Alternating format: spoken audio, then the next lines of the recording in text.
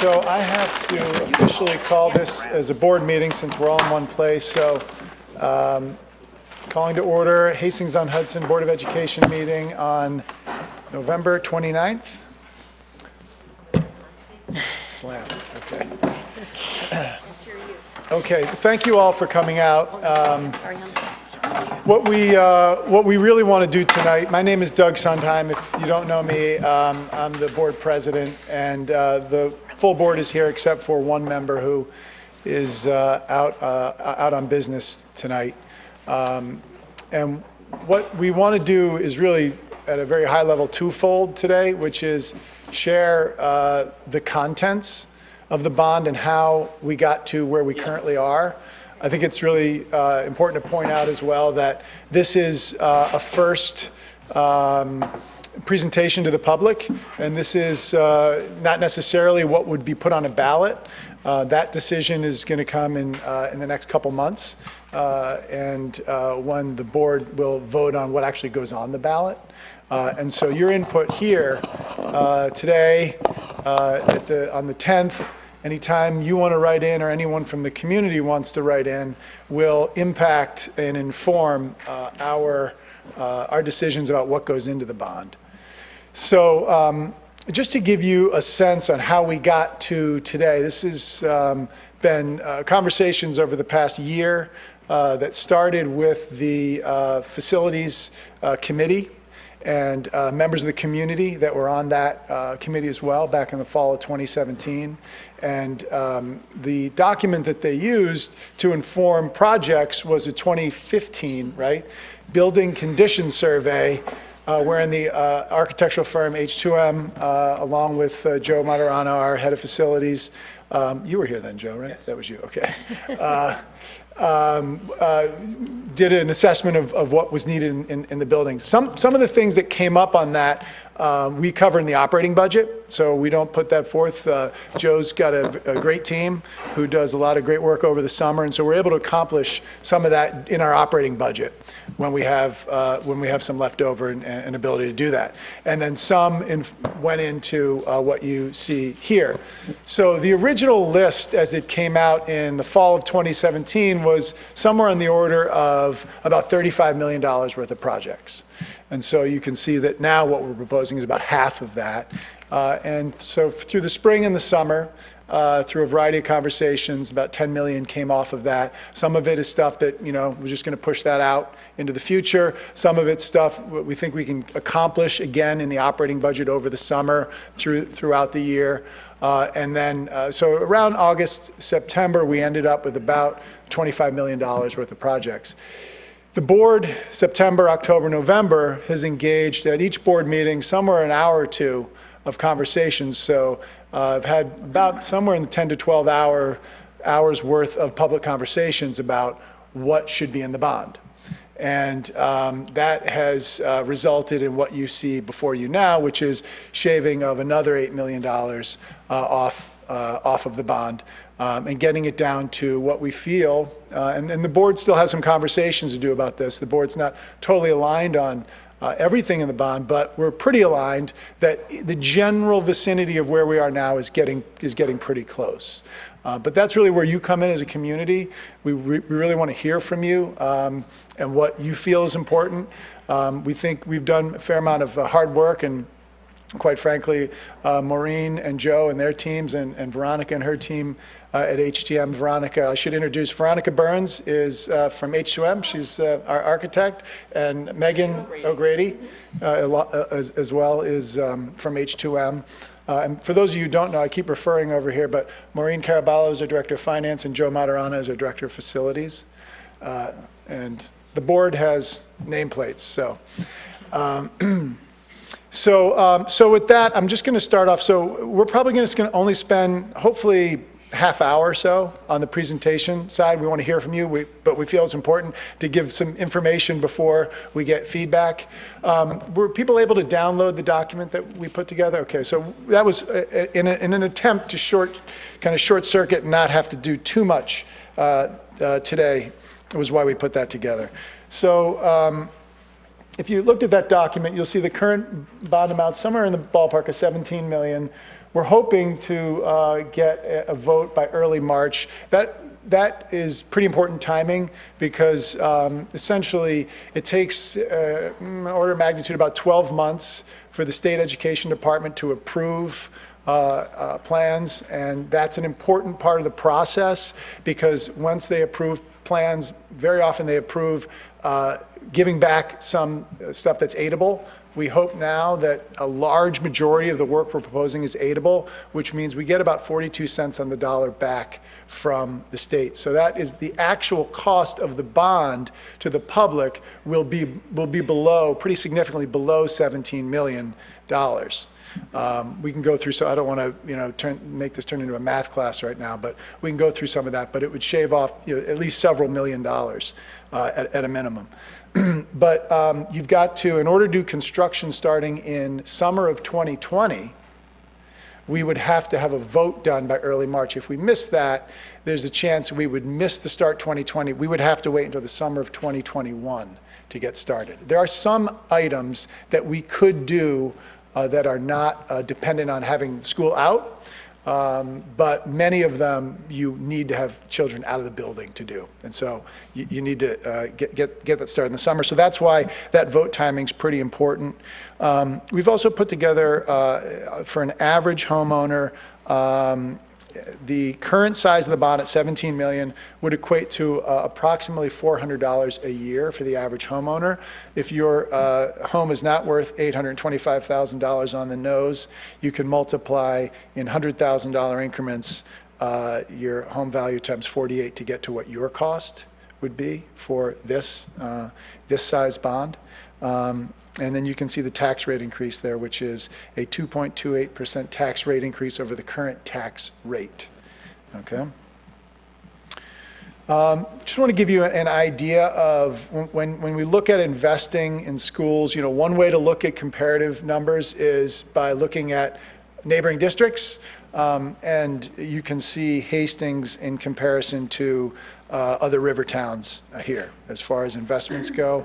On average, theirs are all over 50 million. In fact, I know Dobbs Ferry is currently actually considering another bond for 17 million on top of that, at least potentially 17 to 25. And some of the other ones maybe as well. So it gives you an indication on where we are from an investment perspective. This is an eye chart. You can't read anything on it except for you can see the red. And the red just shows the debt service on the books for Irvington at the top, Ardsley, Dobbs Ferry, and us currently.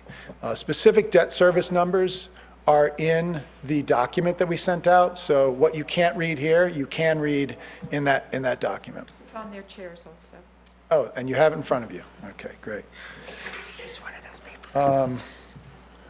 You also will see in that document what the projected debt service in 2020 would be per student if the bond went through. So you'll see that in there. I don't know if anyone's got the page number on that, but if you see it, maybe you could check. Page 3. Okay.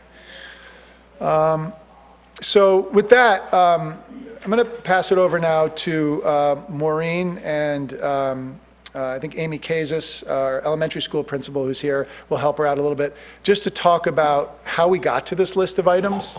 I think what's really important to point out is that there's been a lot of consideration. When I look at the time and energy, I've obviously never been part of a bond process until this one, and it's been really informative to understand just how much time and energy and thought and planning has gone into this. So I really can't do justice to all that planning. So I'm going to pass it over to Maureen and Amy and Joe to take it from here. Oh, thank you. Good evening. So I think the one item we'll speak about, Doug had spoke about how we started this process last year, November of 2017, and we had put out a call to the community in the early fall asking for volunteers, and we were fortunate to have gotten a nice group of volunteers in the committee who are architects in the industry as well as other residents. And as part of the work, we had started to look and contemplate the need to do additional bond work in the schools. there were roofing and windows and different things that we needed to address. And at that time as well, we were looking at other items that are currently problematic at the schools, one of which is Hillside School and the need for additional space there. So in the last more than 5 years, but specifically in the last 5 years, we've been experiencing a fairly steady growth of enrollment district-wide. And specifically, we've had that at Hillside, and that coupled with some additional special education programming that we've been bringing in the last 10 years, we've now kind of outgrown the current space in that building, and we've had some unanticipated higher class sizes, coupled with the fact that I think the expectation on class sizes at Hillside or district-wide, there's been lower class sizes than maybe there were 20 years ago in different grade levels, had caused us to have some real issues with space, and we had to take away teachers' classrooms and have some of them go on the road. At the same time, as we started to investigate the space at Hillside, we realized that we had many of our spaces were not meeting state compliance in terms of special education services and other building level services that are provided. So as we started to have conversations around the needs for Hillside, we started to talk about the need of adding space in classrooms. So it did start out initially as, well, we need about 4 classrooms or 3 or 4 classrooms to meet our current needs. And it evolved because I think as looking at Hillside, there was also a need to add some additional maybe common space, and we had spoken about whether adding an additional library space or common areas, and with this committee, as it evolved, people like including myself had mentioned that there had never been a cafeteria at Hillside, and was that something, as we looked at the bond, was that something we should consider?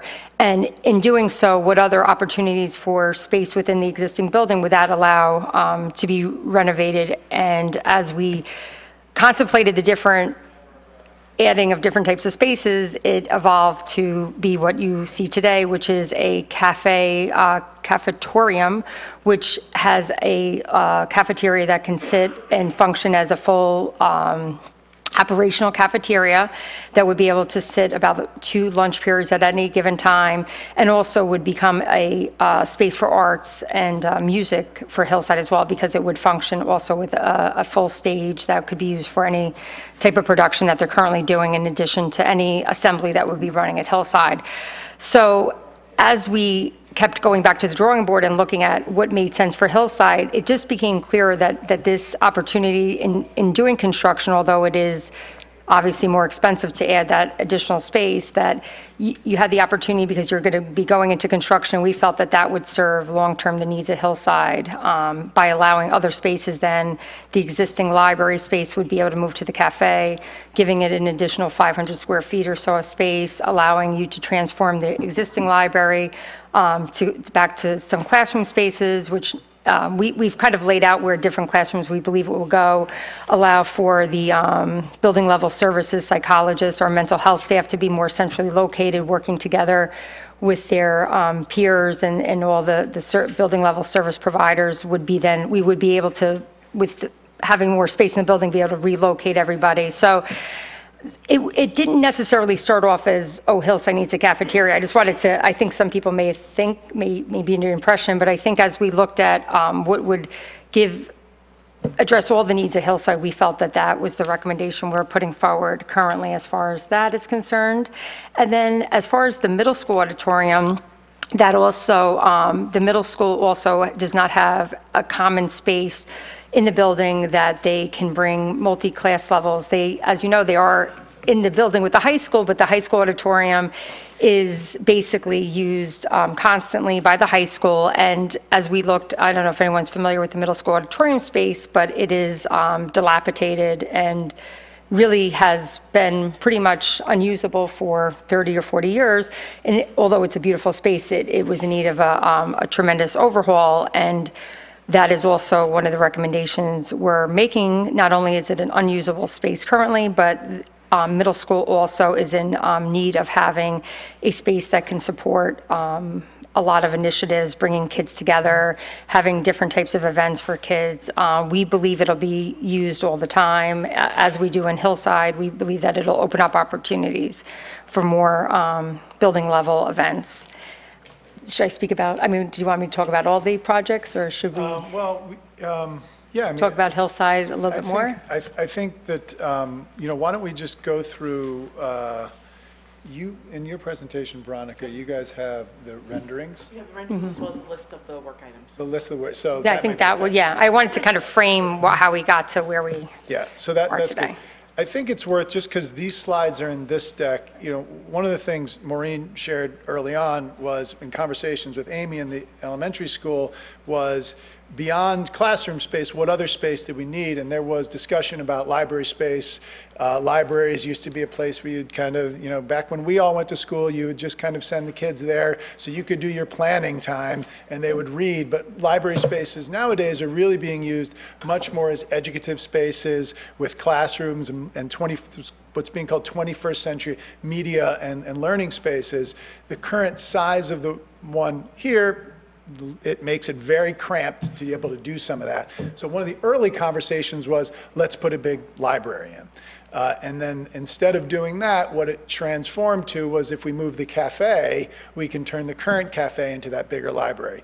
And so one of the things that a couple months ago we asked Amy to do was go back and just start to think about what kinds of spaces. So what we have here aren't what would actually be architecturally designed for Hillside, but just some thought spaces for what that centralized learning hub could be. It's really important to note that building that learning hub is not part of this bond. What this bond is building the cafeteria that will open up the space to do that. And that work would likely be done by Joe and his team at another time as not part of this bond. It gets a little confusing, but I just wanted to clarify that. So with that, there's a couple slides in here.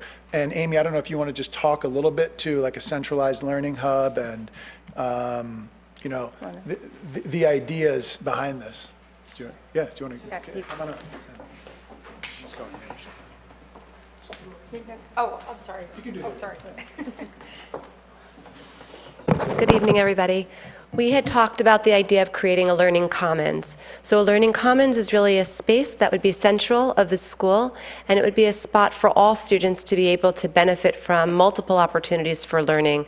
Right now, our current library is set up so that one class can visit at one time. But a learning commons would be larger and would give us the opportunity for more than one class to be there at once. It would have multiple spaces in it. So one space might be a classroom space with a smartboard, with tables and chairs, where a teacher might be instructing students. But there would also be other spaces for students to read, just to come and have a different location to be able to do their reading with special nooks so that it was a cozy spot for them. We also talked about the maker space and having an area where kids could really construct right in the library. That's part of the 21st century library vision. And we also want the students to have a collaboration space. As you know, collaboration has become a very necessary skill for students.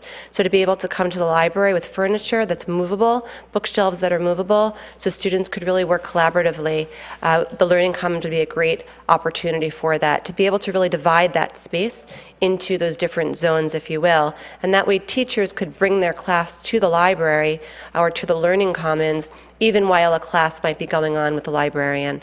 So that was our vision. Up here you can see some pictures.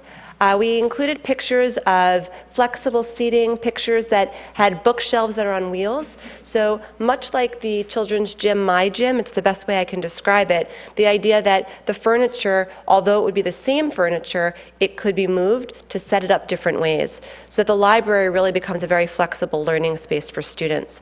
And teachers can use it for many different opportunities that they set up for their classrooms. Anything else? You can see on this slide that we included just an example of some nooks. So those circles in the walls are actually nooks that kids could crawl into. and read. And one of the things that we've implemented at Hillside is balanced literacy.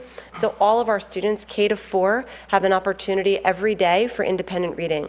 And independent reading takes place in the classroom. Students have choice about where they read. So they're not only at their seats, they're on the floor, they're on bean bags, they're with pillows. Some kids are reading to their buddies, which are stuffed animals. So we really try to make reading a very joyful time at Hillside, because what we know is that when kids love to read, they'll read. And the idea here is that in a learning commons, we would set it up with nooks so that in the same way there are cozy spots for kids to read. So maybe one day they would leave the classroom for their reader's workshop time, come on over to the learning commons, and have a special spot to experience reading. You also see over here an interactive board where students would be able to really collaborate and create. You see the tables that have their cushions, but they have those little stools around them. And again, multiple opportunities for students really to collaborate and set up learning the way that students are imagining it.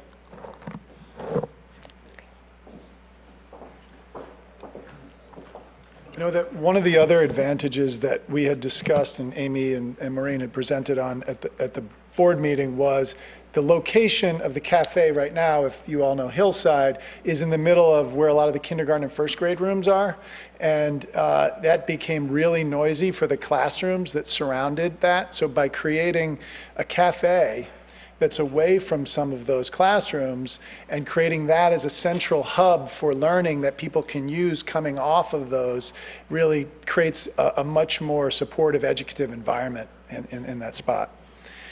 And then there's just one other interesting shot of some different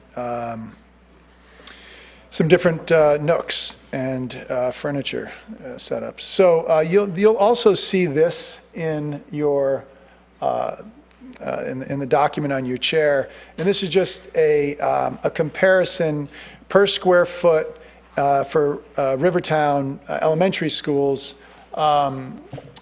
For per square foot in the elementary school. Some of the schools have in them central office space. We took that out so that the space you see there is really space, whether it's for the teachers or the kids, for elementary school children. And you can see it's actually, I think that's swapped there, but Irvington is at the highest, about 162 at current enrollment, and Hastings right now is at 114. You'll see in your papers that with the addition of 10,750 square feet, it would bring Hastings up to about 130 square foot per kid. These, I don't know if you want to maybe go through these in it. Do you want to go through these here or a different time? Okay. However you want to go. Do you want to move to your deck? Is that easier? It doesn't matter. Yeah, let's just move to your deck because that might be. Five slides. Okay. What it's so it's 5 slides then.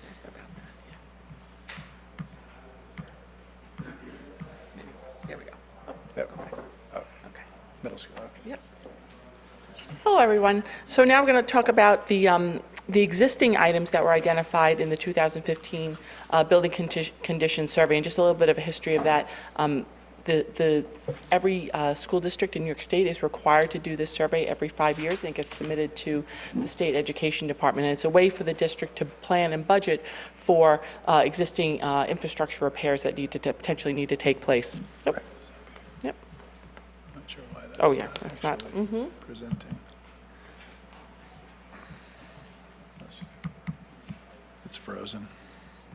Why don't you keep talking? I'll keep, okay. So as Doug and Maureen had mentioned earlier, there were actually, many more items on the list, and although they're still planned for at some point, perhaps in the future, at this point we're focusing on the ones that are the most critical. So as Doug tries to get that up to the right slide, I'm just going to go through them. So the first item that we have for the middle school is exterior walls and chimney masonry repointing. So both of the buildings the middle school and the high school are brick buildings, and the mortar over years deteriorates. And when the mortar in between the bricks deteriorate, water gets in, and it causes problems within the building. So one of the most important things that with any building is that you want to make sure that your roof is watertight and that the walls are watertight as well as the windows, essentially what we call the building envelope. So that's something that is an ongoing maintenance issue, and that's one of the things that we would recommend.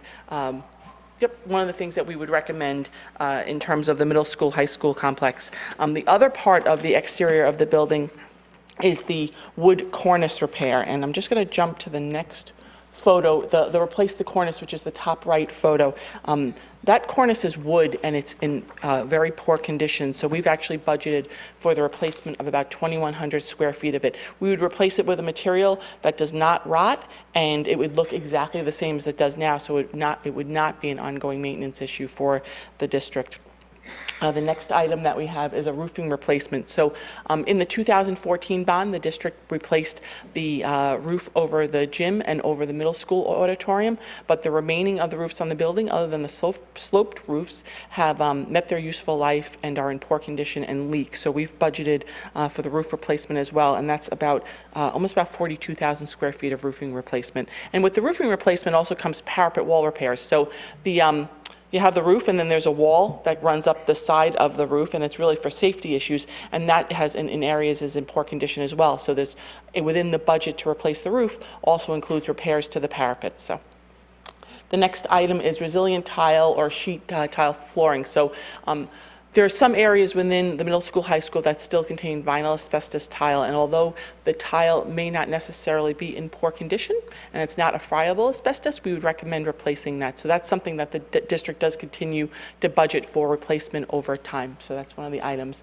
The next item is elevators. They originally had a much larger number budgeted for. We had a much larger number budgeted for elevators because all of the elevators are fairly old, but really when we tried to reduce the budget, we really focused in on the elevator that was in the poorest condition, which is the elevator near the loading dock. So that's also included as the replacement of one elevator within the building. The communication system. So there are some issues with the clocks and PA system in the middle school, high school. And this is a security issue because we want to make sure that administration can communicate, or our staff can communicate with each other during any kind of an issue. So there's money budgeted for repairs to that system in order to make that a safe environment for the children. The heat generation system. So there are a boiler in the building from 1988. Although the boiler is in very good condition, it is over 25 years old, or it's 25 years old now, and at some point the district in the future will need to plan for a replacement of it. But at this point it is in very good condition, and so the only thing that's really recommended is to retube the boiler, and that will extend the life of the boiler. So we have a budget in there to retube the boilers. The next item is the music suite renovation. So I'm not sure if you're familiar with the music rooms in the school.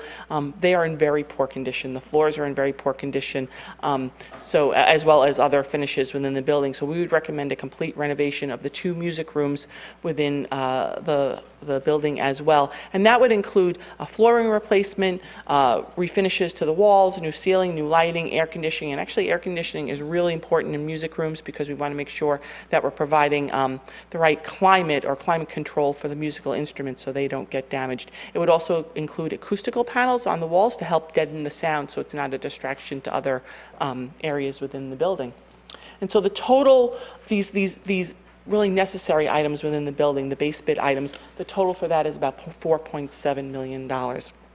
And then the next slide just notes some of the photographs of the details. So the top left, you can see a photo of where the mortar is actually coming. The mortar has deteriorated and is no longer within the brick. We already talked about the cornice. The bottom left photo is a photo of the existing roof that needs to be replaced. And what you're actually seeing on there is the old stone ballast that needs to be removed as well. Older roofs, they actually put stone on them in order to weigh them down, but that's not necessary anymore.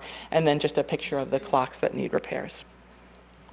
So now, when we move to Hillside Elementary, there's a similar list of items that we would recommend at Hillside. And again, this list has been pared down from a much larger list, and these are really the most critical items.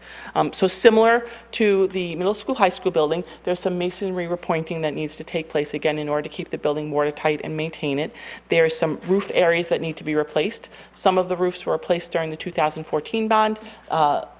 This would include the remainder of the roofs in the building, and so you'd actually have all the roofs in the building would be new, essentially, when the bond was completed with the replacement of all the roofs, and potentially open you up for some solar. yeah, so for a solar project, because you don't want to put solar panels on an existing roof that needs to be replaced. So this is a great opportunity for the district to take advantage of a program for to gain some solar electricity. Again, similar to, actually, jump up the windows. So there's a few areas at Hillside that the windows are in very poor condition. So we're really focusing in on the windows that are the oldest in the building, and those would be at the main office, the nurse's office, and a small area on the north side of the library where there's a lot of air infiltration. They're leaking. They don't operate properly. So, and then again, similar to the middle school, high school, there's some original vinyl asbestos tile that's in the building that we would recommend replacement of. And again, similar with the communication system, just repairs to it in terms of having it operate properly, not a full replacement of the system. And the total for the work at Hillside in this base bid is about $1.9 million. So, and then there's some photos.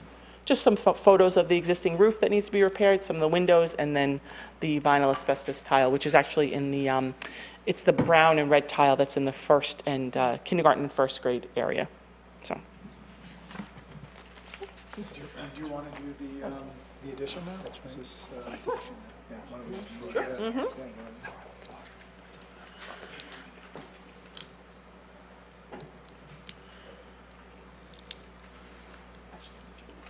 You want to come up, Megan? Here we go. You want to present the addition? Yeah, sure. So when going through Hillside Elementary with the school district, we did notice that there was some spaces that do not meet SED requirements. They are up to New York State code, but SED holds the amount of space for students at a much larger number than what the New York State requirement is. When going through, I'm just going to go back a couple of That's slides. fire code. When going through these spaces, these red and pink areas are the ones that are currently not up to SED requirements, but they are meeting state code compliance. SED is the state education department, so they're the ones who help to maintain the schools and review the documents for schools. They're like our building department. Yeah, Like they're we have to get our building occupancies through SED. So what they're mentioning is that we're up to fire code. So if we were just looking at fire code, our space is adequate, but we're required to follow SED regulations. So when going through this exercise, we did notice that there were a number of spaces that aren't up to SED's requirements. So Joe and his team will tackle some of these spaces over the summer to bring them up to SED's requirements. So you can see here the yellowish green spaces will be the spaces that will now next year be meeting the code requirements, as well as the school district will need to add another communications class into the program due to the number of students and the grade levels. In doing so, to meet SED's requirements, we will have to put the music classrooms onto carts for the time being in order to meet the requirements and gain the additional space that's needed. But with the bonds and the addition, we'll be able to add 4 additional classrooms onto the building, as well as the cafeteria and stage. By adding the cafeteria, where we could then move the library into the existing cafe space and move the cafeteria into the addition, as well as move some additional classrooms around, which will then allow for every space to meet SED's requirements by their code. And we will also be able to bring music back into a classroom, as well as right now their foreign language program is on a cart. This will give the foreign language teacher her own space to teach her educational programs. So if you look over at, I'm just gonna move over so you guys can see. Do you need the microphone, Megan? If I talk loud, can you guys hear me? Yeah. Okay. So if over here is where the kindergarten and first grade are, and that's where the current cafeteria is. This addition will be over to the side where the playground is, but down below the hill area, which is great because we'll be able to gain extra space so we can have the double-heighted spaces of the 2 classrooms sitting on top of each other. So we'll be adding an addition to the basement level with 2 classrooms, as well as 2 classrooms on top of that. And then the larger rectangle will be for the cafeteria, and then the smaller rectangle will be for the stage area. And one of the problems with the which way do you want to go? Oh, no. The Which way you want? So then one of the problems with the current stage right now is that when the parents are in watching their kids do performances, the stage is very low, which then not all the parents are able to see their children. This new stage will be raised up higher, so every parent will be able to see their child no matter where they're sitting in the cafeteria. So just a few ideas of what the space could actually look like. So over here, those are where those kindergarten classrooms are, and then this will be the addition over here. We really wanted to make this addition educational space for the school, so we're proposing that we place some green panels with plants on the walls, so that way we can teach the children different lessons on collecting rainwater, as well as creating what different types of plants they can grow. We're also proposing to put solar panels on top of this addition, so that way we can gain back some of the electricity as well. And then over here you can see there's that terraced area. Each grade will have their own garden area, so they can conduct their own curriculum based on whatever that grade wants to teach them. And Megan, just to add also, the lower level of the existing building is not currently handicap accessible because there's no elevator that goes to that level. If you can maybe go back one image and point to. So if you see where those two blue classrooms are that are close together, there's a small darker rectangle-ish square space. That's actually the elevator that will be proposed in there. So then all of second grade can actually be located on the same floor, because they can be located downstairs and have their own whole wing. And then this is what we would propose, an idea of what the interior space could look like. So in the daytime, it would be a cafeteria, and this cafeteria would be able to house 2 grades at the same time having lunch, which would be great because it would allow for more playtime, which is very important for children. And we kind of readjust the schedule to create more learning time and more playtime and more reading time, as well as the stage into the side. And then that's pretty much it.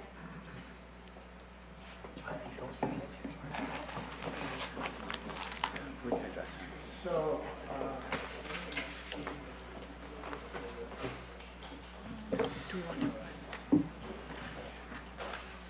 I was going to say, we'll go through the rest of the slides. I'm trying to, was there anything else in the slides that, I'm trying to think. we'll go. We're going to open up for questions now, I think, and then we'll talk a little bit about the timeline. Maybe, we'll talk a little bit about the timeline after that, what it looks like moving forward. But why don't we kick it over to the community now. We are recording this. We're videoing it. So you've got one there. Okay. Patrick's got a microphone, so you might not need it to shout in this room, but we need it for home so people can hear that are watching the video. So any questions, please? Thank you. Thanks for the presentations. So for Hillside, for the new building, is it based on a projection of a continuing increase in enrollment over X amount of time? How many years? Okay, so that is actually meeting our current enrollment needs, so that does not allow, in the current addition as proposed, every classroom would be accounted for with our current enrollment. So what's the expectation going forward? That was one of the items, and that question has been raised before, and there was an idea that if needed, I mean, to be honest with you, it could be larger. There could be a 6 classroom addition with a cafeteria or one without. And we did look at it, and well, not look at it, we've spoken about it, and I think that is something that is a question that many people will have. We know that currently we're showing a continued kind of pace of this 1%, 1.5% growth every year, and even our current 3rd grade is at a level of what I can say could potentially split. But the other thing is, with our special ed programming, occasionally from year to year there may be a class we don't have to run. So we were initially designing it to meet our current needs. So the only other way would be to actually make it a larger addition. So I think we felt as though might have to, again, I guess in the future, pull less on the road or something like that, but I don't believe we would feel that we would need that many more classrooms. I mean, I think there's the talk of the waterfront, and there has been some discussion around that. Would that impact us? But that's like 10 years down the road, and it's hard to design for that, but we do feel by adding the capacity we are in this building, it would certainly give us more flexibility than it currently exists in the building. And let me jump in and address that as well, which is, so the underlying thought process around the addition is that the sort of current enrollment and current degree of tightness throughout Hillside justifies, or more than justifies, necessitates additional space. If you look at the last 20 years, we peaked at enrollment of 640 in that building. We've dipped down to 510 or 515 off the top of my head. And we've slowly, and that's why we referenced the 5-year rolling average number, so it's not a single point in time. It's not, if you visualize it, it's not as if we've been at 525 and we have a single point jump to 640. We've been gradually, year on year, increasing. But I think realistically thinking, we do have a fixed number of houses in this community. It's unlikely that X the waterfront, which is a decade out minimum, that we're going to have this huge influx of students because we have a finite we have a finite housing stock. Throw in SALT, throw in the desire for empty nesters to depart. It's a reasonable thought process to say we're at a number that's 640, we're plus or minus 25 kids of that on a slow and gradual process, plus 5 1 year, minus 10 the next year. But hopefully what is conveyed is that this addition, that what we're proposing, a number of us think it makes sense regardless, whether we're plus or minus 10 kids, plus or minus 20 kids. The sort of educational developments, what we as a community and as a school district offer, and it's state mandated with respect to special education. That's requiring classrooms, the size of classrooms, and maintaining that sort of level of education, students per class, winds up making us 2 classrooms, 3 classrooms short already. And we're just trying to satisfy that. If we have an explosion and we're 700 kids, we'll cross that bridge when we get to it. I think the likelihood, I guess, of going from 640 where we are right now to 660 or 620, best I can say to that is that's a coin toss. I don't think there's any demographic that says more of Brooklyn is going to be coming to Hastings, right? It's right. So hopefully that answers your question. Well, I think one other thing to add to that is, let's say we drop 100 kids down to 550, and we have 83,750 square feet, which is the addition. We're still about the same as the other river towns.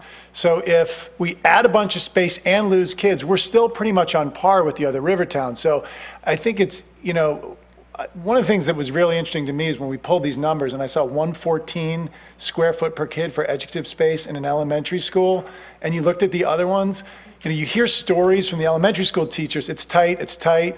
Where do you store your stuff? I store it in the back of the room. I lost my closet 2 years ago. I mean, you hear these stories. And so then when you pull the numbers like, well, that's why. That's why you're feeling that, right? So I think there's a world in which we've done an amazing job with the space that we have. And I think that the opportunity now is to, how do we not really go overboard, but how do we really create an opportunity that's on par with, I think, river towns and pretty smart educative decisions. Just as a follow-up question, what happens to this population bulge when it reaches the middle school? Yeah, well, we've started to pull the numbers for the middle school and the high school. Mm-hmm. And they're not quite as tight, but it's a good point. They will be, right? We're going in that direction. And I don't know if you have some further thoughts. Well, we did look at that. as part of the exercise of looking at the square footage at the elementary school, we did pull the middle school and high school numbers. Joe and I were starting to get all that information, and certainly the middle school, I would say, would be tighter. The high school, actually, our high school, I believe, was higher. We had more square footage at our high school than some of our neighboring towns. We actually had more space there, so, I mean, and we have, well, no, but I think if you did the square footage numbers at the high school, we were higher. So what I say to that is that we are currently proposing a renovation of the auditorium space, which will create another space, and it's not unusual in a middle school or high school setting for classes to be run there, meaning some of the elective type courses. So that would give them an additional space. And this past summer, we did actually reclaim the BOCES space, which we had rented out for quite some years to recreate spaces. And the middle school this year net gained 3 classroom spaces, plus moved all their whole guidance and support. So I don't know how. Right. So they both gained 3 spaces. So that's part, we kind of were able to address some of the space issues that the middle school was experiencing at Hillside, because we were renting out space, so we were able to have those people leave. So I don't believe right now, in looking at the numbers, it's quite as dire as what we've been experiencing at Hillside, and if that were to happen, it may be more a factor of moving or taking some of the high school spaces too, which they've been able to reclaim this year. We gave them back 3 spaces. Hi, I was interested to know, the 2015 condition report, did it identify the age of the high school building? Joe knows. It does, and we do have that, although I would actually have to provide that information to Maureen. Okay, just as a follow-up, did it perform a structural analysis? And if so, what would be the projected life of that school building? So part of the requirements of the inspection is not a structural analysis, but we look at structural items that are for instance, like if you see, cracked foundation walls and things like that, but not the life expectancy of the building. But I would expect, this building, both buildings overall are in very good condition, other than these maintenance items, and I would anticipate. But there's been no analysis done? No. And no projection on what the useful life of that building is? It's not a requirement of the state education department. Well, I understand, Yep. but don't you think that's something that should be looked at? We're pouring millions of dollars into this building. Sometime in the future, it's going to happen. Is it 20 years? Is it 40? It's a good question. As many people who are longtime Hastings people may know, that the Burke Estate was originally purchased for the potential to build a new building on the property. And I do think that in the analysis, at least at that time of the building, and to kind of Veronica's point, that the idea that the middle school and high school building is well constructed. And I think, I don't want to, you never know, but I think at that time when they decided to move away from that idea of constructing a new building, because that new building would have to go on the Burke Estate, right? If there was a building built, we would have to. Yeah, understood, but you said the roof was leaking. Have they looked inside, internal, and to see Yes. what results were those from? Was there any damage from the roof leaking? Sure. Yeah. So yeah, actually, when we did the roof replacement of the areas in 2014, part of that is a visual inspection of the structure, and there was no damage to the structure. There was some roof deck areas that needed to be replaced, but that was minimal. And that's the same thing that we would do in these roof replacements as well, as we would inspect the roof and the deck and budget for any repairs. But we tend to find that just overall in buildings, school buildings in Westchester County, maybe it's a 5 or 10% area of deck replacement that we would be doing, and very rare that we find any actual structural issues with the framing in schools. So. And how much would a new high school, middle school complex go? Like 200 million or so? I think $450 a square foot. So can you comment on the payback period for the bond? How long does it take to pay this off? The payback period is 15 years. Explain that. Explain. It's a 15-year bond, so the school, in order to do this work, would issue a municipal bond. It would be most likely it'd be about 2 to 3 years from now. Typically you start construction, and you don't need money for maybe the first few months of it, and then you borrow the money, and then over the course of 15 years from that point, we would be paying this back. So we envision borrowing the money somewhere in the 2021 school year for this work. And in terms of, functionally the payback, it's mortgage-style amortization, so there's no balloon payment at year 15 where, we look at our operational budget and say, oh my goodness, we're short, we have this big balloon payment. It's a flat, standard mortgage amortization style. I mean, although you can choose to backload it, but we would not. We are not yeah, modeling right. it as such. Right. I guess for me, this is more of a statement than a question. I'm the mother of a third grader in a very overcrowded classroom, in my opinion. But my day job is actually director of capital planning at the New York Public Library. So I just want to say, I think you did an excellent job. I look at condition assessments all the time.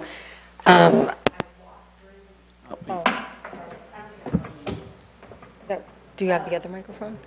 Wait, let's get the other one.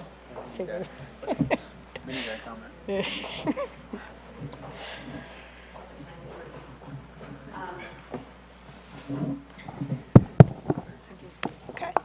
I guess I would just say, walking through the facilities, I believe they are all in desperate need of capital investment. I look a lot at what's operational versus capital, and all three buildings, in my opinion, probably need more capital investment than this. So I'm happy it's out there. I hope people support it. I think it's essential. I'm going to speak probably directly to the Hillside addition, which I think is extremely essential. The school is overcrowded. I think the learning spaces are underwhelming. I work for a library. I wish that the library build out was part of the Bond Act. It just seems to me, why don't you do it in one fell swoop? A learning commons, things like that are essential to schools. I think especially looking at our neighboring schools, it's embarrassing, to be quite frank, that we have that much less square footage. We've invested that much less money. I have a sister in Dobbs Ferry. I'm in those schools. They're much more impressive than our schools. And again, I have a third grader. She's an only child. She's not going to benefit from an addition at Hillside, but I support it, and I think it's needed that much. So I hope it's a community. We all get behind this. I think the other things are, when you're talking about doors and roof replacements, we should all think those are no-brainers. I mean, deferred maintenance is the enemy of these buildings, so we could be paying a lot more in the long run. And I also just want to say about the addition, I have been at lots of facilities that put out trailers, and nobody wants their child going to school in a trailer. And that is what happens when you hit a point and you haven't invested and you don't plan in a sensible way. You end up with trailers, and they end up staying for long periods of time. And I would not want to be at the public meeting where people talk about that happening. So I just want to say thanks. The presentation was great. I think the information was very easy to understand and digest, and I hope people get on board.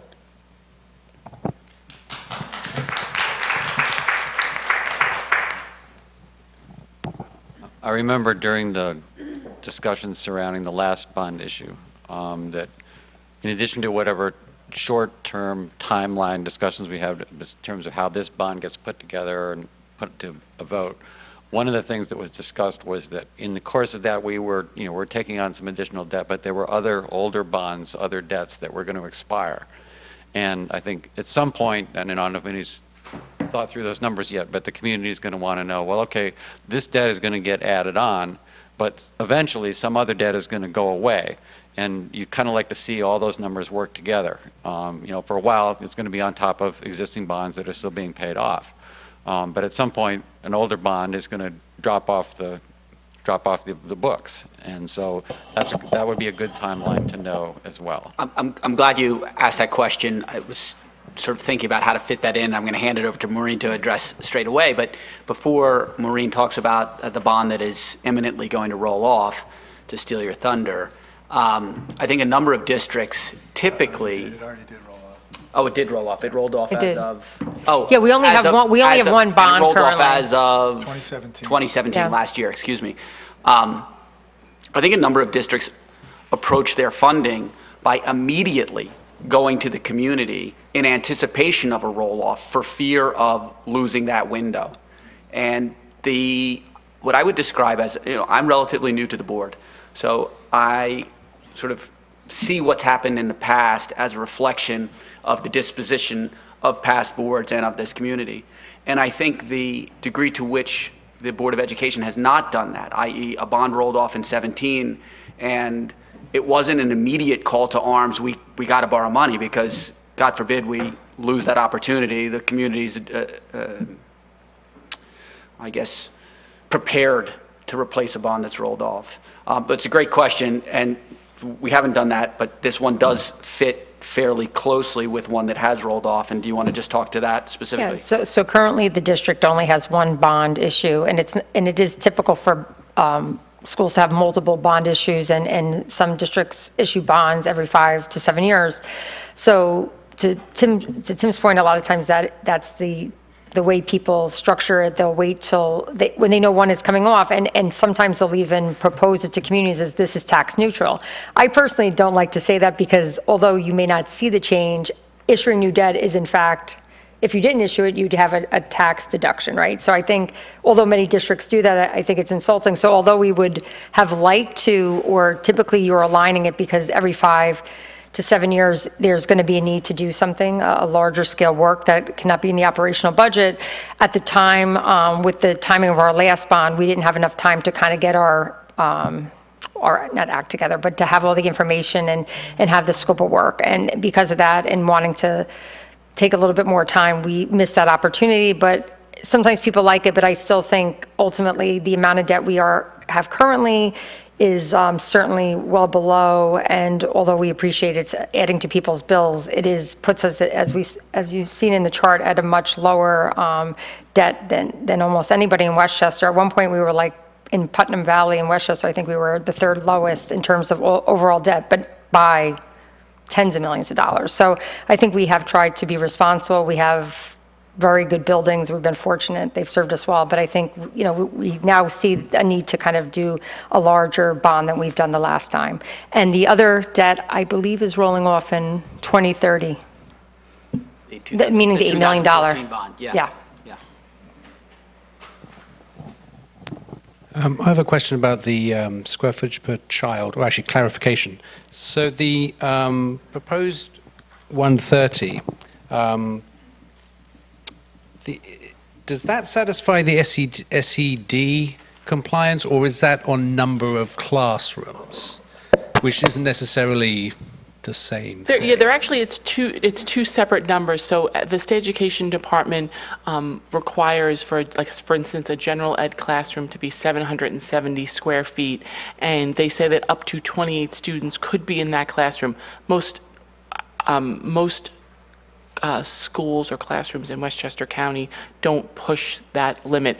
And they have specific square footages for different types of spaces, like a resource room would be 300 square feet, or a music room would be 950 square feet, or whatever the number happens to be. So it's a different comparison. I think the analysis that the district provided is taking into account all of the space within the building, as opposed to just what SED requires for certain types of spaces, if that helps. But I do think that's a good point, and even not that I want to belabor the square footage point, but when you do think, and I can't speak to all the neighboring schools, but also what's unique to Hillside is we do offer special ed programming, where I know that in other neighboring school districts, and the need for space for some of those programs does exceed like general classroom space. So I would even argue that, you also have to look at what is also happening in your buildings, because that also, when we looked at our square footage needs, it was based upon our own programming, including building level services.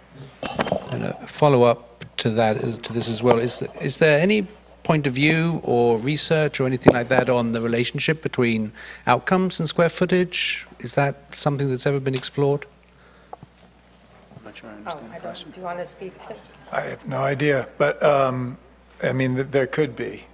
There could be. I mean, I know that, and Lauren may know something about this, but I know that there is recommendations for per square foot in the classroom. The reason that we did this more building-wide is because that doesn't really indicate to you the flex space, other spaces, and others may know something about the research on that. I don't know, the rest of the board. And I just want to offer, it doesn't answer your question, but as to how tight our classrooms currently are. Most of them at Hillside are 22 or less. I think our kindergarten is like 18 or 19. There is one grade, the third grade is quite full. But I don't want you to walk away thinking, oh my God, our classrooms have 35 kids in them. They don't. So the square footage, I assume, comes from other areas, I'm not sure. But in the classroom itself, the class sizes are small. Third grade may or may not need an additional section. Although that said, this plan does not accommodate an additional section if enrollment should grow. Well, I just want to follow up on that, though. I mean, it is unfortunate this year that there isn't a foreign language classroom. And if they are talking about doing music on a cart, it just seems to me that we should aspire to have better spaces that accommodate things we value in the school, which I do feel like performing arts and things like that are things that this community really places an emphasis on, and you would hope that we have appropriate spaces for those things. So just to help, because I did an analysis of this, and what I'm finding, because I agree with you, I mean, this district has always prioritized the arts, especially music, and you look what happens at the high school and the awards that our jazz band, our regular band, our orchestra, our symphonia, our chorus, our small chorus, we bring home gold and everything, and now we see music being put on a cart. So what this plan does, at least as far as I can see, and I went back and forth with Joe and Maureen, it addresses music, but I don't know that it addresses it fully. It provides for one practice space for instrument lessons rather than two. The second one would be on the stage when the stage is not being used. And it does provide a classroom for Spanish. And then it provides more classrooms for special education and other services that are provided. Again, it does not provide, should enrollment grow, it's not going to have that. And again, whether it fully addresses our music needs, I remain unsure, because it retains two full music classrooms, but it does not have two separate music instruction spaces. So right now we have Mr. Carini and Mr. Rubino, who are kind of, I think, catch as catch can. This gives one space and then a stage when that's not in use. So I guess what I'm saying is I agree with you. I don't know whether this gives us enough classroom space. That's what I'm struggling with. Well, I think we did look at the spaces, and we do have the two music classrooms and then the additional instrumental music space, which is over double what they currently have. But the idea is there is another downstairs room, but the stage, as we do in the middle school, is used for music. And that was kind of the thought of it, that the time the instrumental music program is practicing is in that morning when the cafe in that area wouldn't be used. And actually, we thought it would be, we could have shifted some things around, but we thought that would actually be a good space. Like when we looked at the plans again the other day, it seemed as though that, I believe, they would be happy to use that space because it would be a large, in a good area for him to even store things if needed. So we can certainly move around. But I think to your point, Lisa, I mean, actually I had asked Veronica because I know there was some concern about possibly looking at, maybe adding it and making a sixth classroom when we can, in fact, the addition to Hillside, if there was a concern or if the board felt as though it wasn't addressing future needs, we could bump that up to the cafeteria plus 6 classrooms. Can I just ask if we went, because right now the addition gives us 4 classrooms, but it takes away one. So where would the extra classrooms, would it be a larger addition, or how would that happen? It would be a larger addition. A larger addition, We'd add classrooms along that same So it would be, so you're saying if we keep everything, if we keep the cafetorium, keep those 4 classes minus 1, and add 2 more, then that's a larger addition? Yes. Okay. And the impact is somewhere in the $2 million Yeah, range? it's a little less than 2 million, but let's just call it 2 million. I just wanted to get back to your question about educational outcomes and square footage per child. And I'm not aware, and I've looked, not exhaustively, but I've looked to see if there's any connection. And I couldn't find any direct study that says so, but state education departments have square footage requirements for certain reasons, and definitely there are outcomes that are impacted sort of secondarily by square footage. For example, if classrooms have more students in them, they will have larger volumes in the classroom. There's also less personal space, and children that have any type of propensity for overstimulation will sometimes have harder times in those classrooms or even have behaviors or learning outcomes that aren't ideal because the environment is impacting them in a negative way instead of a nurturing way. So what I'm trying to say is there's definitely studies that show overstimulation as affecting outcomes, and if you connect that to square footage per child, there can be a connection.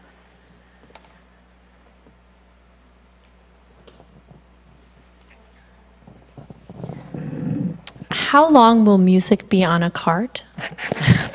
Because I am a music teacher, a public school music teacher, and even my daughter is a kindergartner right now, and the idea of it being on a cart for any period of time is really unacceptable to me because children need to move. We need space for the instruments, and this should already, be in place. So it's quite important to me that somehow we maintain a space for it that is within the building.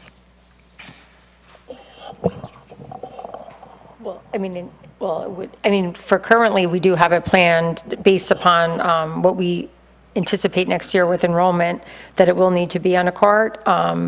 One of the other options I think the board had discussed at one point, but currently we don't have that factored in here, would be that to rent trailer space, to have music outside, but there are some other concerns we had in terms of security. Being security is a big thing, and putting people out without, we have so many security measures in place that there was a concern. But I guess it's not off the table. If the board wants to go in that direction, that would be an option to maintain classroom space for music.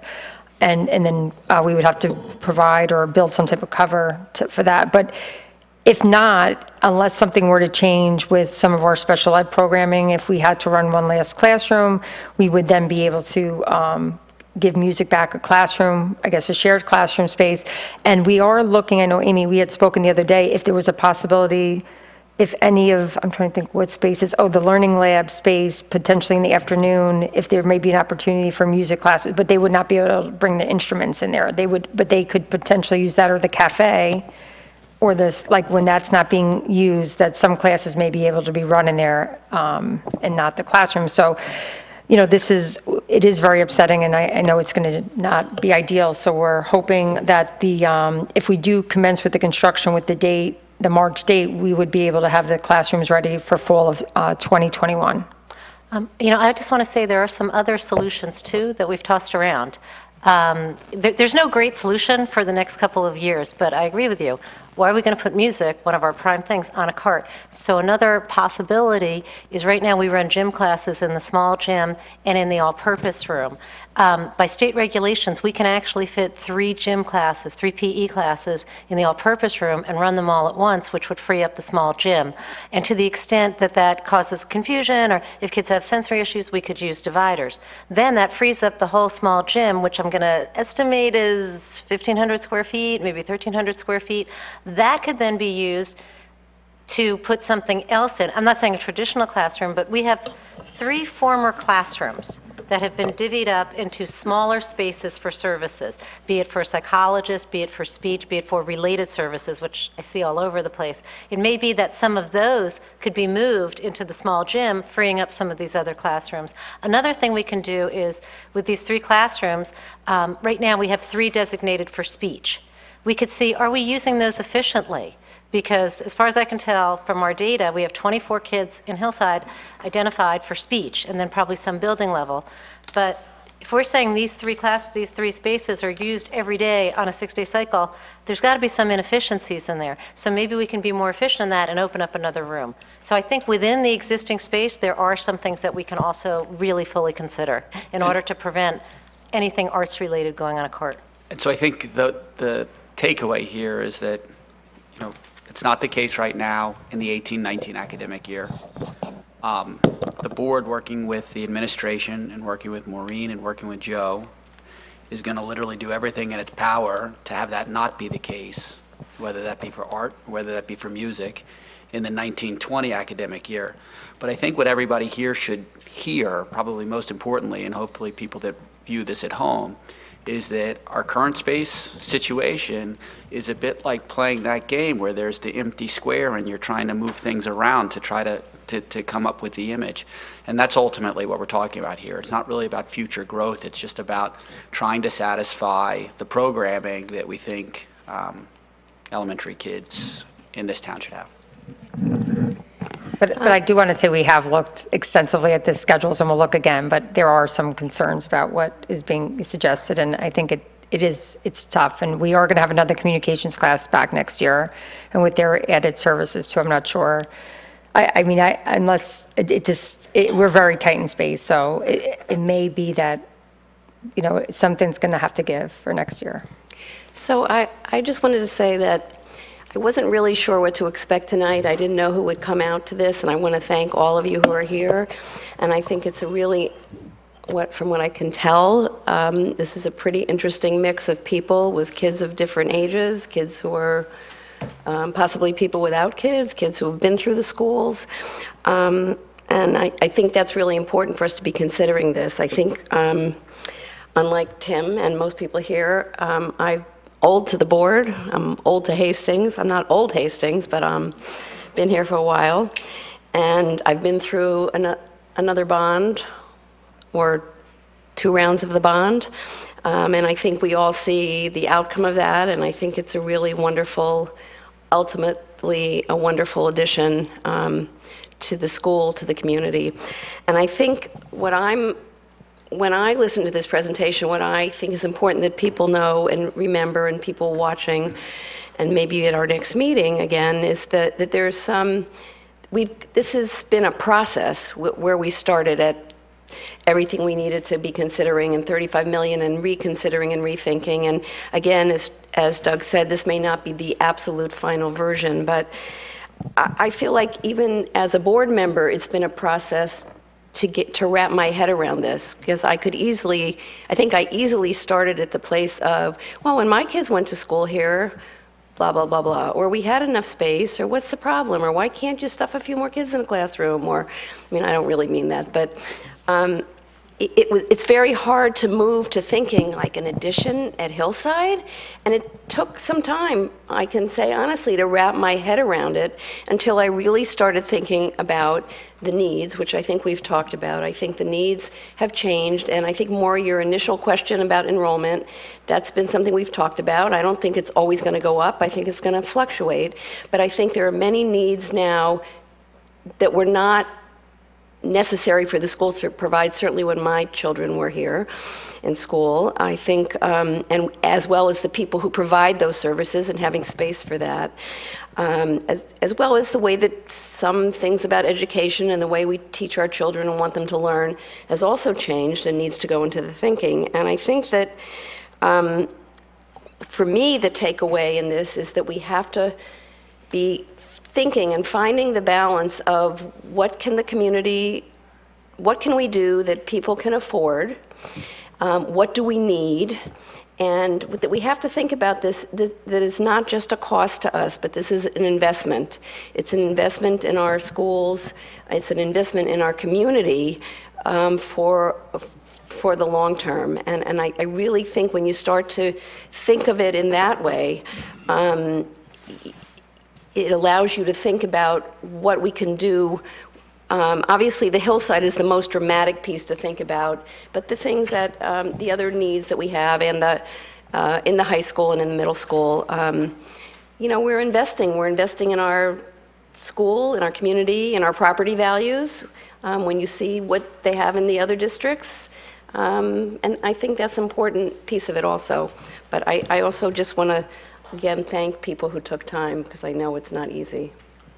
Could I just follow up on some of Jody's points, that because of her historical vantage point and what you just said, I would like to underscore that, in fact, there have been a lot of changes. People might wonder, well, where did all these kids come from? Or, well, there aren't that many more kids than we used to have in the old days, but we were able to get by with, what the space was. Well, the problem is, as you know, that standards and expectations have changed, And people, for example, class size. In this discussion, there's been a line drawn to under the value of small classes.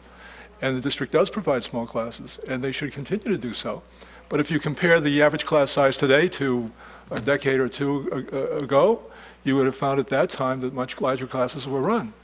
Now, the smaller classes, people want them, they're good, we want to do it, but you need more room when you divide sections to accommodate that. Similarly, it's been mentioned about special ed. Special ed has grown, very important that it has, and at the same time, it takes up more room. And also, it has specific requirements as to how much space should be provided.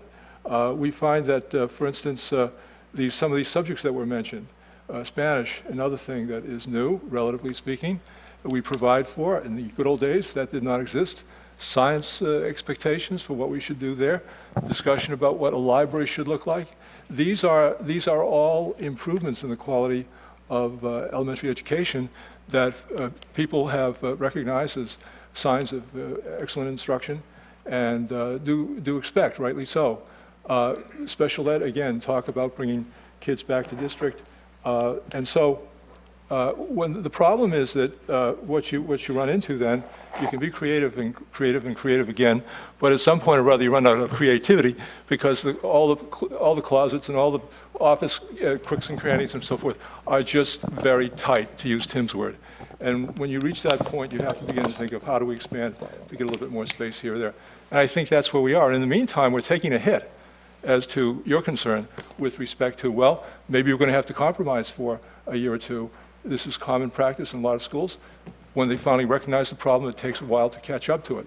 But that's what we're trying to do here through this bond, catch up to it. So the school is not tight, but the school is sufficiently large to accommodate these values and these needs of students. I actually have 4 questions, so I'm hoping that whoever answers can just be very quick or just tell me that it's not worth answering. One of them is related to interest rates.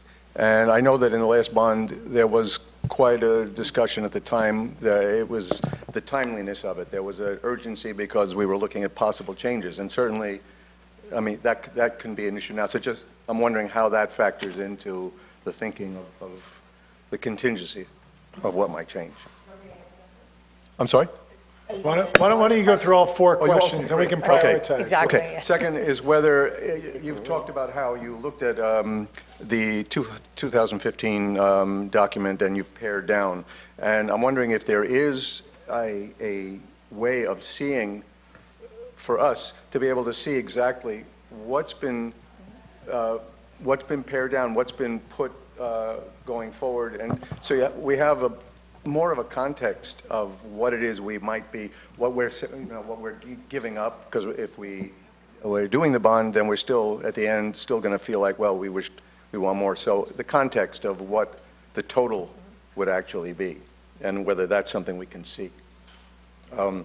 Third question was with regard to the requirements of State Education Department, whether those have been consistent and we've just been having to catch up where we didn't, or whether those are constantly changing and becoming more of a, whether they're changing, whether they're new requirements that are coming in, and whether those requirements are partly related to special ed, and whether it's just the general, whether some of those requirements have to do with just general population. And the fourth one was just more of a comment that in the context of all of these things, I'm a little wary of this sense, a comment was made about feeling embarrassed compared to the districts around us, and I think that's, I'm wary of that because we're always going to be, looking, we could spend 25 million and still turn around and feel like we're, we're coming up short in comparison. So it's real, but it's also something that has to be done with, judgment. Anyway, thanks. So I'll take the first 2. So the first one, in terms of interest rate, you're right. As we were speaking about in the last bond, the timing, historically now, the interest rates are still much lower than they have been from years ago when the district was borrowing money to do work. So I think part of that is why you see in the last few years, even districts may be taking on more work because as the interest rates start to creep up, people try to take advantage of the borrowing currently. That is something that if we had the bond vote in March and we had a successful bond vote, and if we started to see, we'd be watching the rates, and if they started to creep up, we would borrow the money sooner than later, because that would be a way to kind of lock into a lower rate. So timing does matter, certainly with the interest rates, but they are still not low as the last bond, but are still considerably low. And then as far as the building condition survey, if it's not online, David, we'll put it online, and I'll have a copy of it for you, so that you can kind of see some of the work that was proposed and we can kind of go through it to show you what has changed as well. And I'll let Veronica speak to the Building law, SUD. Yep. So in terms of the state education department requirements, I'm going to answer the question in terms of the space. So the state education department has not updated their manual of planning standards in probably over 20 years. So the square foot requirements for classrooms haven't changed. However, I think to speak to Dr. Wilson's part of the, what he had noted before is that the educational requirements have changed, and that's why there's a need for more space. One of the things that the manual planning standards states is that within an existing building, the school districts need to do everything possible to the best of their ability to reasonably accommodate the programs that are needed. It's once you start to add when you add new space, when you identify that you need to add new space or a building addition, then you need to make sure that those new spaces meet the current building code. So I know that there's some spaces within the existing building that don't comply, but with the work of Joe over next summer, as well as the building addition, you'll bring the entire building up to the current requirements with SED. I just had a follow-up comment about, actually in response to what one of the board members said.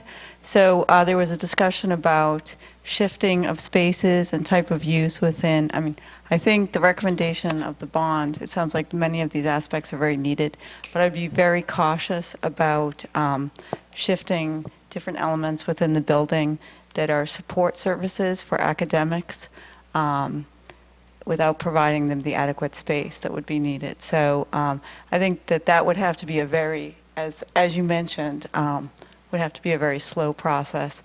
And to try to be flexible in how the schedule is used to accommodate some of the other concerns certainly is important, but you wouldn't want to undermine necessary services within the building.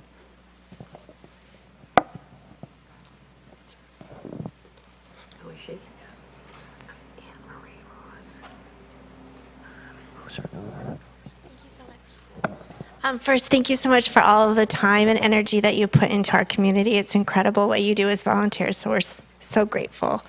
I just want to ask you really quickly about I'm not familiar with the history of past bonds, so is it difficult to get the bond passed? What are we up against? What's the history of bond passing? I've been trying to do some research into this. The last bond that we had here did not pass on the first try, and it passed on the second. And I've been trying to get a sense of what's been going on in Westchester with bonds. And what I'm finding, and Maureen, you can tell me, what I'm seeing is for the most part, the majority of bonds, I'm going to say in the last 2 years, have failed on the first try, and then they get ratcheted back in amount and they pass on the second. Not 100%, but I'd say probably 60% is what I'm seeing by going through the newspapers. Yeah, I would say that that's a fair estimate. I think, and what we had hoped to attempt to do is kind of why you see what you see before you today, 17 million, because although there was a time when we would have liked to at least see 25 million done, our hope was that by scaling it back and hoping that it was at a more reasonable number, that it would be something that would help. Although, again, we recognize that it's a large bond, but we'd hope that that would help bolster its ability to pass on the first try. I think, and I can't speak for every community, but when, in fact, some of the bonds that have gone down Mount Pleasant, I'm just thinking some Well, the first rendition, I'm talking about when they went out last year or 2 years ago. When they went out with their first $100 million bond, they didn't go down the first time and they had to break it up. It was when Sue Guiney was there, before you guys were the architects, Okay, yeah. right, yeah.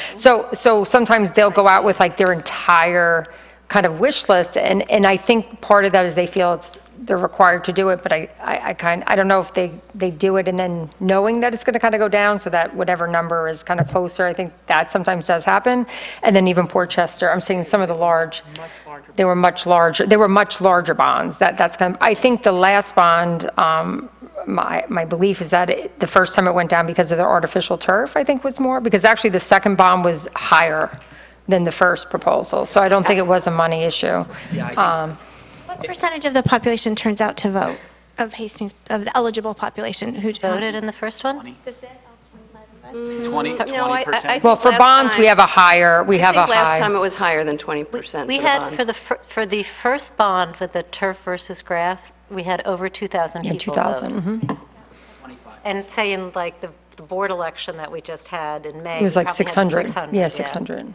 And that, would you say 600 is more the Well, I think bonds Depends get if there's to. a hot issue. Mhm. It depends, it just depends on what the issue is. I'm just trying to figure out how if you need us to rally support, and it seems like I don't know, it just doesn't seem like if there's a small percentage of the population that turns out to vote, there's probably many, many more people that care one way or the other that don't turn out to vote. And so if we can just help you rally people who are. Thank you. I should like to point out, and I don't have numbers, but I know there was a memo that we circulated, and only because we're talking about bonds that were defeated, there were several bonds that passed the first time out.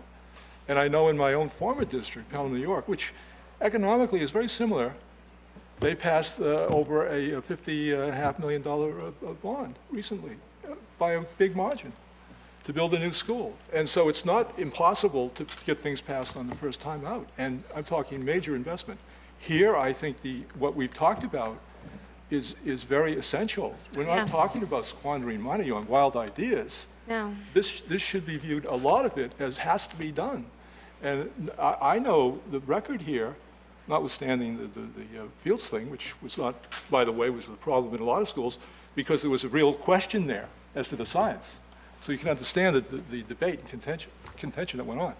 But in fact, I think that this would be, has every possibility of being a popular bond, and we should aim to get it passed the first time. But you know what? If it doesn't pass the first time, it's not the end of the world. People get them passed the next time, which could be a few months later. So, Jana, to your point, I just want to say that I think what we're really trying to do and to come together on is to present a bond to the community that addresses the needs, but also that we think can pass on the first time around. It would be really nice not to have to go through it again, and nice to be able to get it moving, because as it is, people with kids in first grade, second grade, third grade, you're not going to reap the benefits of this unless you decide to have more children Jody, or younger children. I'm glad that you said that, and I think you're right to call me on that one. Yeah, but I also think that we have to remember here in Hastings, we can get people excited about it, and really the last bond was much more. We know that was a I'm simply turf war that we all were traumatized from. Yeah. And still, when I see lawn signs, even having to put them up to run for the board, all I can see is vote yes on the bond, and. Well, I agree with everything you said. I'm just saying, I don't think we should take a dark or a negative attitude towards the chances of passing a bond. It's doable. It's not Mount Everest.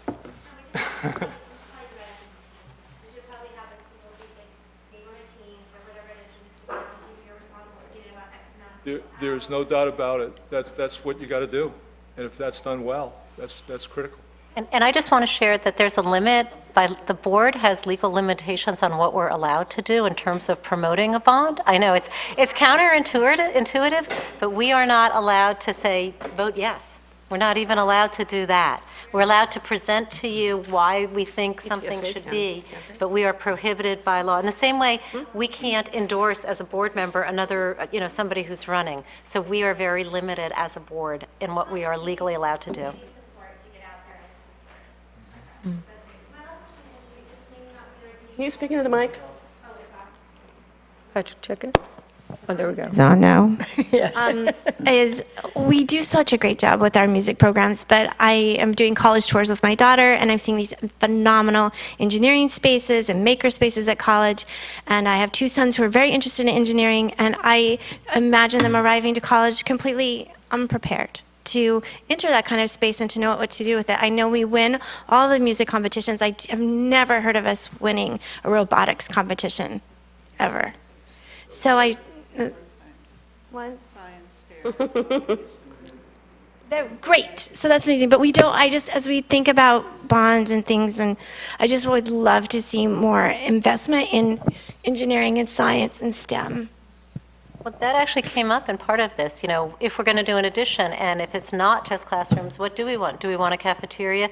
Do we want a science wing? Do we want a greenhouse? Do we want an indoor early childhood play space? So there are, you know, and again, we're here because we want to hear from you. Nothing has been decided yet.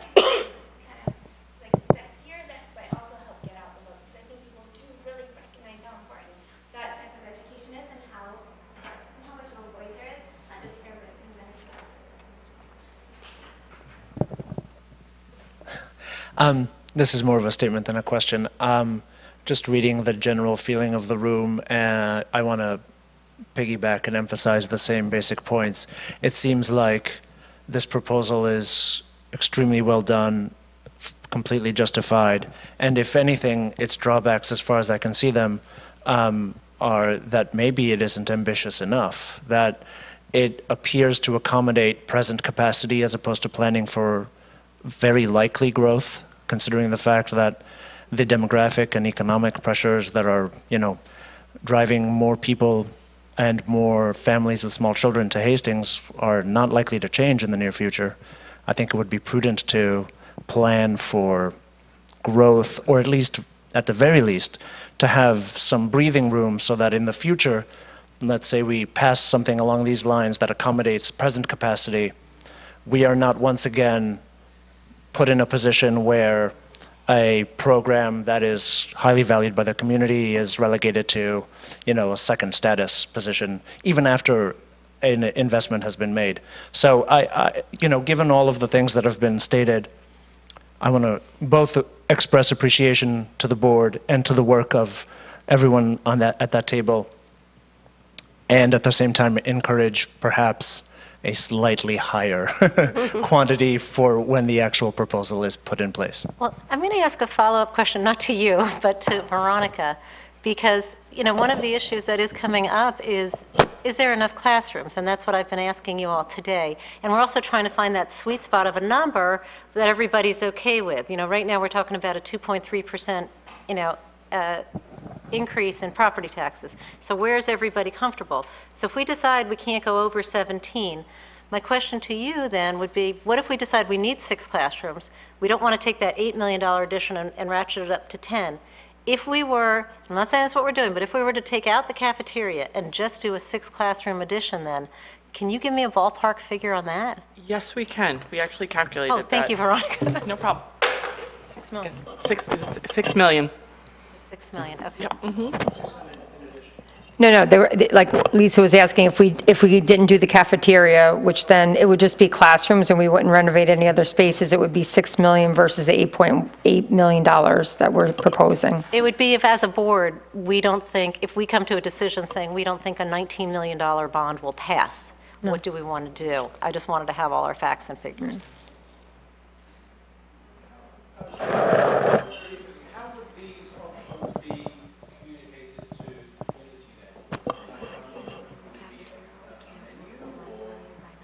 So we have to decide. There are options. We could give a, you know, here's the bond, it's, you know, X dollars, vote yes or no, or it could be like the last bond was a 2-part bond where you voted first to, I'm okay spending this, and then it says if you voted yes, are you okay with this as well? So those are 2 options that I'm aware of. But, you know, the one thing that Megan just reminded me of, a 6 classroom gain, because of the way the building, the square footage gain, that again gives us 1 additional classroom, right, Megan? Because the library and different things, when we shift things around, we're gaining other space in the building. So again, like at that point, I think maybe we should beyond the money, consider doing the cafeteria with the 6 classroom addition, because even with the money, my concern would be you'd be spending a lot of money and then not gaining the interior space that would get us into compliance. We would have to rework all the plans, which we can, but it would not allow us to accomplish an increase of size of the library or any of the common spaces. So maybe we can go back to the drawing board and look at other options, like if the board wanted to direct us to look at it, 17 million with looking at that, maybe there were other items that we could take out, possibly. Yeah, all right. I think that just to answer the gentleman leaving, just answer your question, that as Lisa was, stating, that's what we have to decide. So to follow up on that, continue to show up at these meetings, show up to board meetings. We're going to be discussing this at board meetings. Or write to us. Write to us. We're going to be discussing these at board meetings. There's public comment. If you hear us talking about option 1 or 2, or option 1 plus option 2, that's a great time to share your thinking. Because I think the most important point to get across is we're trying to get this right for the community. As much as there are people that will stand up and say, hey, 25 million sounds great, and it's investment in our community. There's a variety of people here living in affordable housing that, these tax increases hit them, and they hit them hard. And so we're really trying to balance what we're doing to really, thread that needle in an appropriate way. And so I think that's the struggle that we have in front of us. So the more voices that are involved in the process, the more confidence we have that we're going down a path that's going to be right for the community. So just putting this out here. So super bummed about the whole possibility about the music being on a cart. I think that's crazy, especially since Hastings has always, I grew up in Hastings, and it's always been such a community that embraces the arts. I am a dance teacher in the community. I've actually done a dance program through Hillside with River Arts, and which we did for about 2 years. So with this new space being built, it would be wonderful to know that the music program and the arts program that are already in place can grow, but also maybe opening the door to other forms of arts, maybe performing arts within I know this is we're just talking about space in general, and to even think about maybe opening our eyes towards other types of arts is probably a crazy idea. But I'm just throwing it out there. Also because I do have, I have 2 children in the community. One is not yet in kindergarten, and he will possibly be taking a lot of services as well. But music and arts for him are huge. So I think that's a really important thing to also kind of have in the back of our heads. We've talked about so many to-do things on the list, but I think we sort of glossed over, and it should be mentioned that in fact, in this proposal, there is a music suite renovation at the middle high school, which is going to really make a big difference, and it's very important. And there's also the auditorium renovation at the middle school, which will be a key and really a whole other venue. Very exciting, I think, in terms of what can be done with that, and precisely for the arts. And I will add one really exciting thing about the middle school auditorium is that we're thinking that we may be finally able to add a dance program. To what?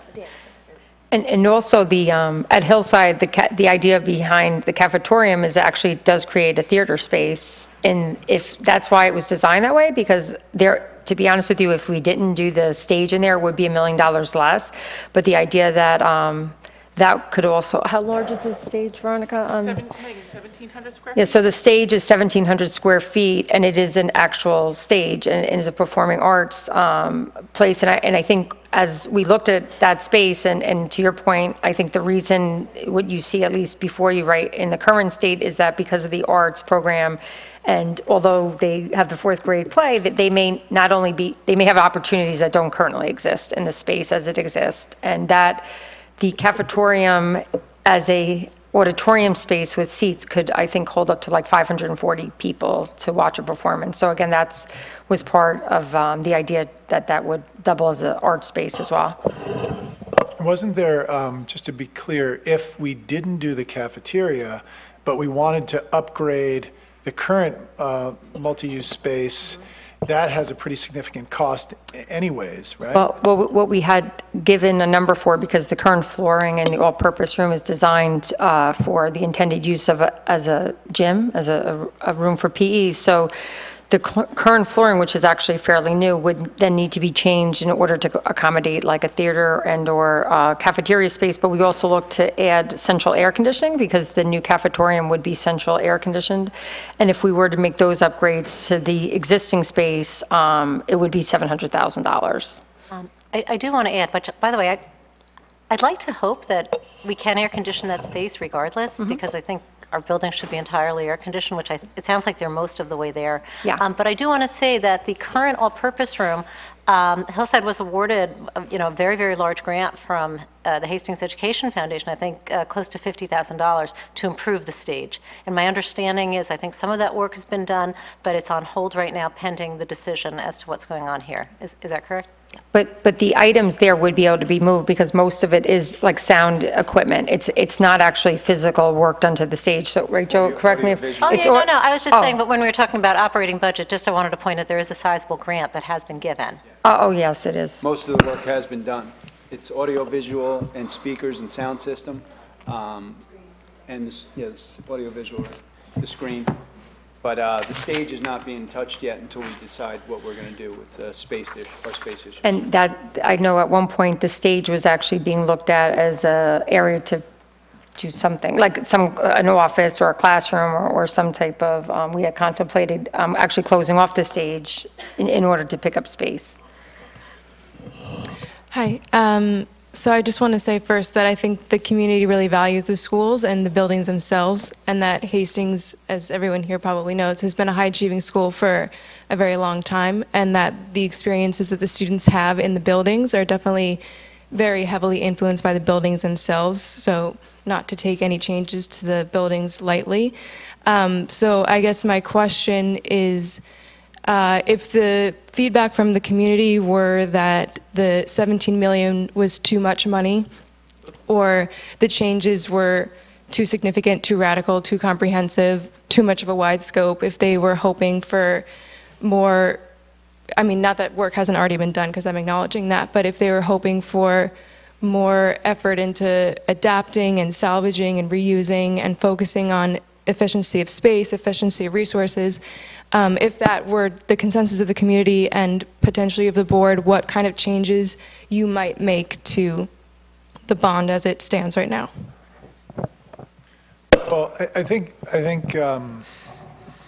we haven't spoken about that explicitly. I mean, this idea that we started at 35, that got pretty quickly down to 25, and then the next 25 was a little bit closer to the bone to start cutting. To actually put the question out there, if you only had $10 million, what would you do? We haven't quite gotten there yet, because we feel like we've been pairing a fair amount already. And if it got there, I think it would just be a brand new conversation about, how would we approach this? And perhaps one of the board members has thought through that extensively, but I don't think us as a board in its entirety have really had that level of detailed conversation yet. Yeah, and I'll address that, and this is now speaking individually, because as Doug said, we have not addressed that and taken that on as a 7-person body, but I think naturally we wind up looking at the building maintenance work that's been identified, things such as roofing, cornices, parapets, and we go through those, asbestos, ABT, and we try to balance, because it's a bit of a feel aspect in terms of, if the community doesn't support 17 million, what does the community support? And that's, no one's walking around saying this is exactly the number, so we'll work our way towards feeling what that number is. And then working with H2M, working with Joe, come up with a priority list in terms of what puts the building structurally at risk, and work from there. I think, at least speaking just for myself, that would be the approach. Yeah, I just wanted to say, I think that this is really has been well thought out. to come down from 35 to 17 and focusing on these structural things seems so important.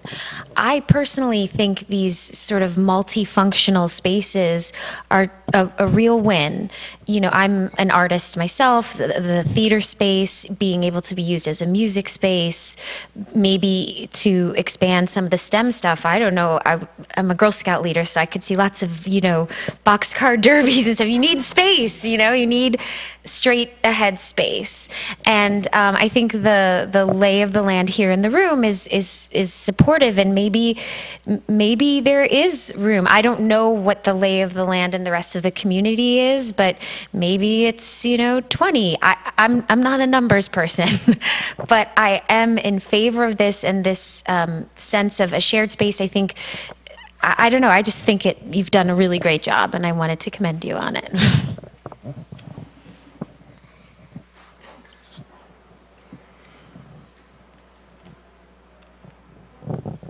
So I'll agree with part of that. I think the effort that's been put in is apparent, and it's been very instructive to be here as opposed to reading about it, because stuff isn't as clear as it has been, I think, here. And here's a little bit of what I've come away with. One is, as you're just pointing out, there's really a hierarchy of needs. We don't want the bricks falling down on the kids' heads or raining inside the buildings. That seems to be priority, right? The structural things. And then I got really confused on the new building. It's 4-1.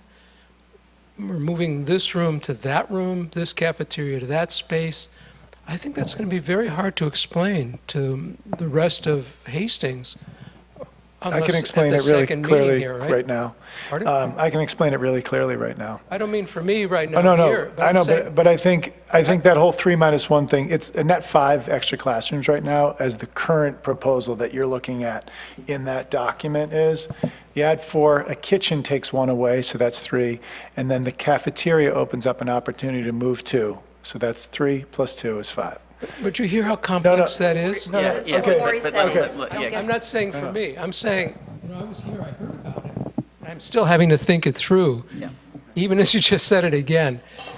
And, you know, I have an MD degree, so I still have trouble. So right now we have an existing cafeteria that we're using. No, hold on, Joe. He's making a different point. The point I'm making is this has to get sold. It's got to get sold to the whole community.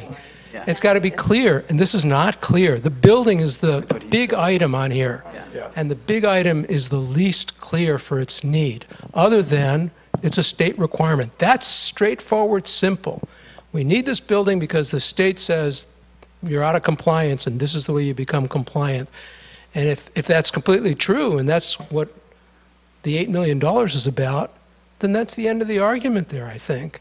And then you can describe everything you want, but the selling point is the state says we have to be in compliance. This is what we need to do. It costs $8 million.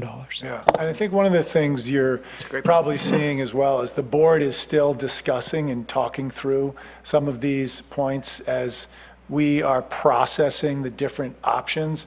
And so you're probably catching us kind of mid-process as well. And you make an excellent point that when you're out there selling, it's got to be crystal clear. And I think that the selling point and what hopefully got across, and I think we'll just continue to work as a board and getting across, is the facility is used right now at maximum capacity with individual classrooms divided up 3 ways to try to deliver service.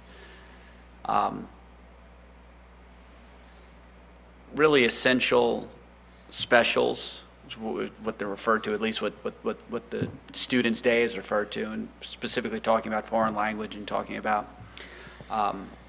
music, potentially art down the road. The selling point is that the space is at full utilization, and trying to deliver the same educational experience that we've delivered in the past and that we aspire to in the future necessitates additional space.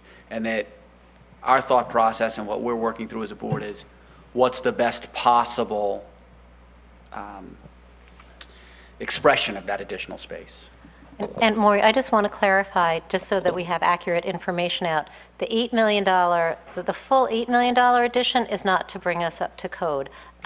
We have 3 classrooms that were divided into smaller units that are not up to code. So we need several classrooms to rectify that. So I mean, I'd say maybe ballpark half of the, maybe $4 million is to bring us up to code, but not, I just want to make sure we're not giving any false information, because that could be the basis to undo a bond vote. I was just trying to make it as simple as possible. If it's not that simple, then it's a hierarchy of items again, and the hierarchy should be for the building requirements. This is what's required in order to reach state compliance level. Everything else is desirable, but not required. But that's going to make a difference for how people approach this bond. And it may not be what we'd like if you're in support of the $17 million, but it's going to be what people want to know. I just wanted to mention one thing. I think it does get a little bit complex when there are areas that were out of compliance. There are things in Hastings that are community expectations, such as class sizes, that also take up space. So in other places, Yonkers being one of them, our neighbors, where 27 to 30 kids in a classroom is an acceptable grade level, and not acceptable, but is what they need to do to run classes. In Hastings, we typically, break sections at a certain point. So it is a combination of, we have current spaces that are out of special ed compliance, but there are other things that we do, music, two sections of music, instrumental music, that are not required by law, that we do need space for. So I think, to Lisa's point, it would be very difficult to say the entire $8 million was to do with compliance, because that would not be a factual statement. It is a combination of community expectations on class sizes, things that are currently in the program at Hillside, including foreign language, the level of music that the children are receiving, STEAM, right? It would not be a required collaborative library. So there's different things we offer that, in our current way we deliver services, we are out of compliance. If we in fact had larger class sizes of 27 children, we would be able to potentially gain back classrooms. So that would in fact potentially bring us into compliance. But I think we are trying to stay within, to Tim's point, what people have experienced or their expectation of education at Hillside. Maureen, I think Maury's really just trying to make the point to us, to be helpful to all of us, about in our next steps, how we need to be thinking about what people are going to want to hear. No, I know, but I'm just saying it is a little bit complex, because to say it's all about building compliance would not be the case. So a part of it is how currently Hillside functions. As far as this point, I work in education also, and I agree with what you're saying, that a lot of the focus has been on the infrastructure and the structure, and to really sell the cafetorium and that aspect of things, you're going to have to really emphasize the functionality on a higher level, and the flexibility across more than just the library benefits and art benefits, but also instructional. And that's sort of been referenced, but I think it could be highlighted and really put out there in a stronger presentation, for sure. And STEM is certainly an issue. I know there's a question mark about whether the middle school science fair will even happen this year. So certainly keeping science in perspective would also be of significant concern. I think you may have already indirectly answered my question, but it was just clarifying the cafetorium. So it would be a full working kitchen, delivering hot lunches for all the students? Yes, it would function as a cafeteria, and kids would be able to have lunch and breakfast and lunch there if they chose to, and be able to purchase that.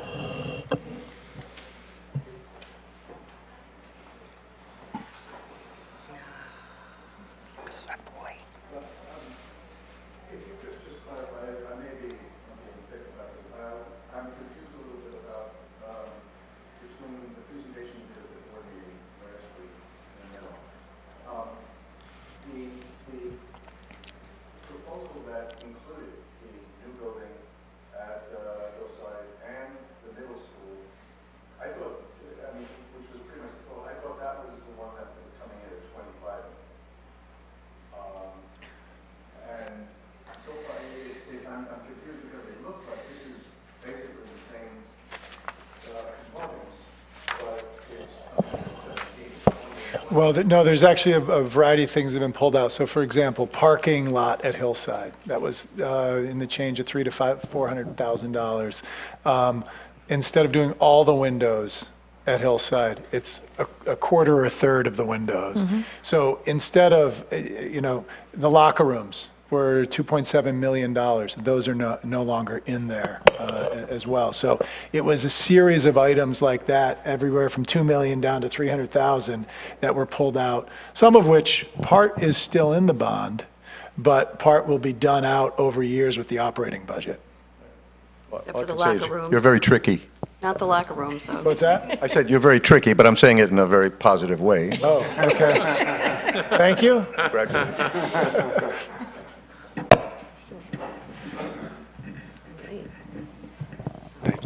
A couple of clarifying questions on, I think, on the compliance side first, and then maybe I'd like to ask something about some of the more aspirational side of it. But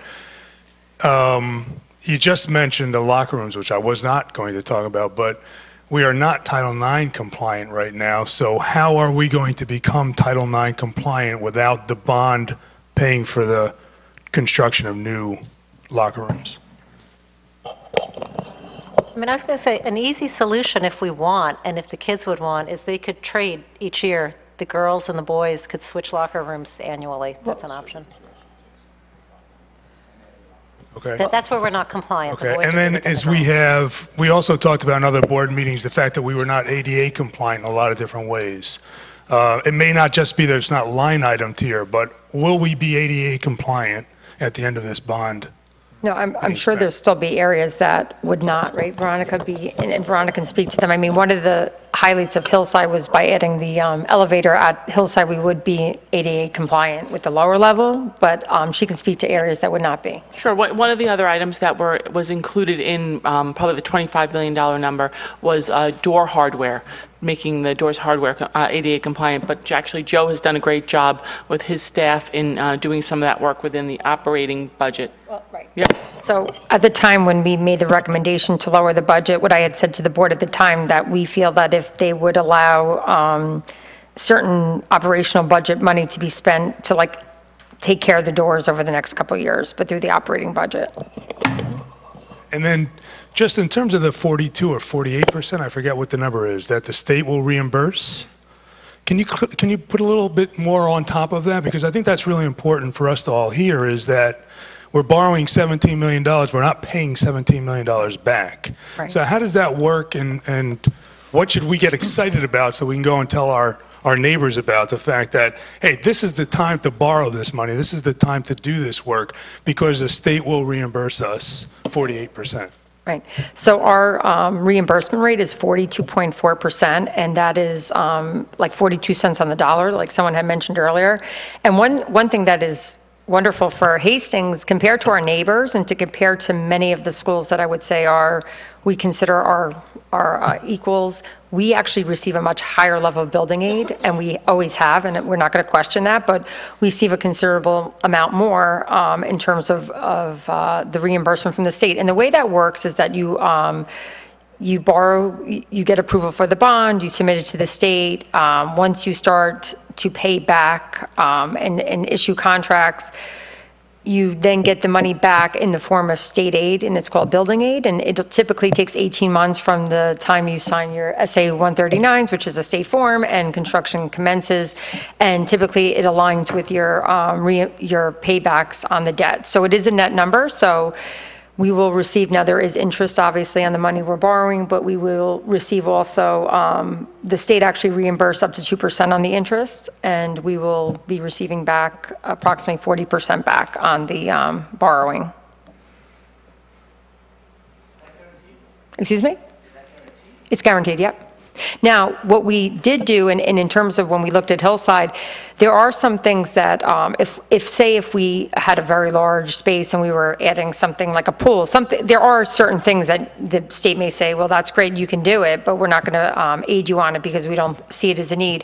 One of the factors at Hillside, which when we started putting the paperwork together, just to kind of send it in, what is that called, Veronica? We sent a kind of a preliminary submission to them to make sure of the that it would be aided. Part of the reason we'll get aid on Hillside for the cafeteria is because we don't have one. And if you had a cafeteria and we were just building a new one, they would not have aided it, but because we do not have an existing functioning cafeteria in schools, when they look at a school, they think that that is something that would be necessary for them. So it is guaranteed. And I should add that it's often speculated that the state may at some time or another change that. Could change it any time they chose. May never change it. Could change it tomorrow. So there is a lesson here. We have it now. It seems like a pretty compelling reason to have more in the cafeteria. Yeah, I would think the same. Like, why don't you add more if you think you can get reimbursed, as opposed to doing work out of an operating budget? I mean, like in my job, if we want to do it with capital money. With capital money, it's not, I mean, operating dollars are sort of prime, so it seems to me you'd want to move more into the bond.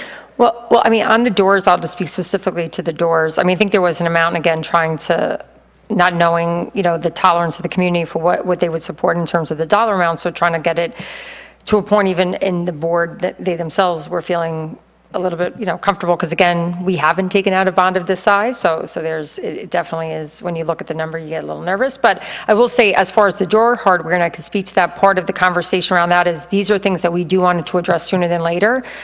Safety is a huge thing that everyone in the community has seen, that we've put the board has supported putting a tremendous amount of investment, including our security guards, and the board has put money toward creating the vestibules and prioritizing security. So part of the rationale of taking that out also is something we believe we should be doing now and not waiting for the bond. So that was that. And then as far as the locker rooms is something that we do think is important. But again, just in the hopes that we would be looking to do another, I mean, my hope would be in another 5 years, you might be looking to do another small bond and get us on like a 5-year cycle of work, so that then you wouldn't need to do as larger bonds in the future.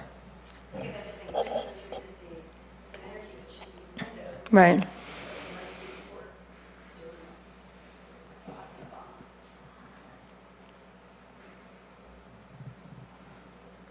Okay, that sounds like, yeah, we've got, maybe I'll just go through just one final wrap up, just some of the timeline coming up, so everyone's aware. So you're aware that March is when we're targeting a, let's see if I can get. Vote. There's They have one too, I think. Oh, okay. I think we have one. I think you guys here. did one, you did one at the end.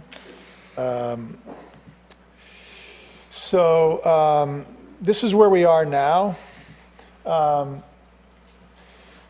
And January 2019 is when we're going to have bond counsel prepare the actual, what's it called, a bond offering? Well, right? they will be preparing the resolution for the board to approve. So the board will have to approve a resolution 45 days before a vote. And we'll have to also send out notices in all our papers, similar to what we do at the budget vote. So the bond counsel are the ones who prepare the documents that are required to put on also for the wording for the ballot. So the board will have to come to a decision on a board meeting in order to make that date of a vote sometime mid-January. And so that's somewhere. Or beginning of right January, in like mid-January, I think it was like January 12th or 15th or something, depending on the actual. And then we would have after that a series of information sessions where now it's an actual official bond that's going to be put forth. There's no more discussion about what would be in it or wouldn't be in it. And it's going to stand on its own merits or fail on its own merits at that point in the game. And then the vote would be early March.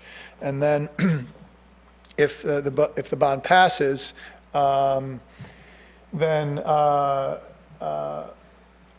we would start preparing construction documents, and those would take, I guess, a few months to prepare.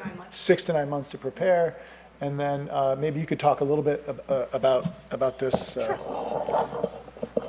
So to prepare construction documents, depending on what the final scope is, we would estimate between 6 and 9 months to prepare the drawings. And then what happens is that the district is required to get a building permit, and they get that through the state education department. There's a couple of different ways you can go about getting a building permit through the state education department, but what we would recommend is an expedited review, which takes about 2 or 3 months. So we would anticipate by the end of our November of 2019, starting to submit projects for building permits, have the building permit January or February of 2020, which is an ideal time to put projects out to bid. You usually get your best pricing essentially this time of year through, January, February. So in January or February 2020, we put the projects out for public bid. That's when the contractors are actually providing pricing for the work, and then the construction would start right after that. You'd see a little bit of construction starting in the spring of 2020. If you do choose to go ahead with the building addition, that is something that could start sooner because it's isolated from the educational space, or it could be isolated from the educational spaces now, and it wouldn't interrupt the teaching process in the buildings. Things like roof replacements and flooring, those are only going to happen over the summer. So we would schedule the work that it would start essentially in spring 2020. You'd have a construction period for the building addition, if that's part of the scope, spring 2020 through the end of the summer 2021.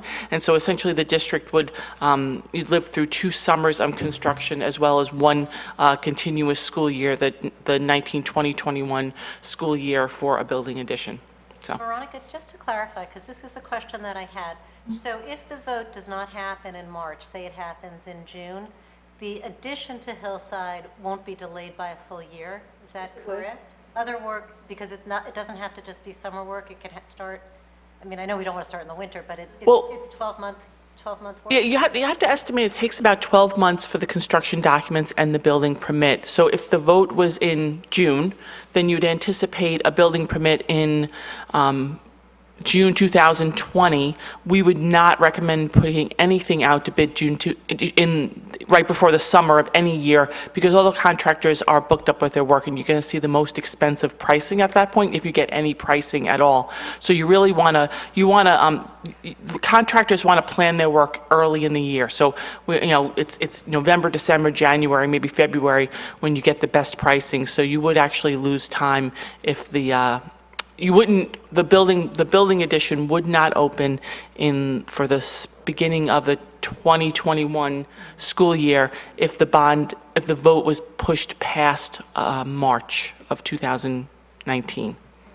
I think also, like Veronica said, and we found this with the last bond, there is a whole thing about districts trying to position for the bid cycle for pricing. So that was again, that's why we initially when we wanted initially to be in the fall of this year.